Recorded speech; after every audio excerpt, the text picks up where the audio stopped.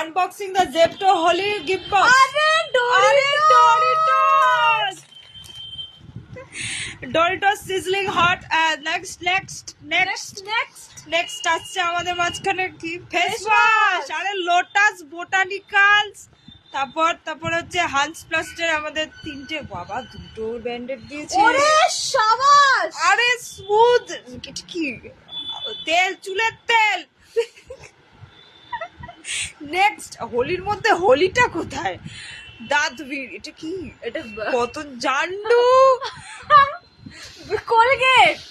আচ্ছা ঠিক আছে, ডাল তড়কা মশলা। ডাল তড়কা মশলা। আচ্ছা, আর আসছে আমাদের মাঝখানে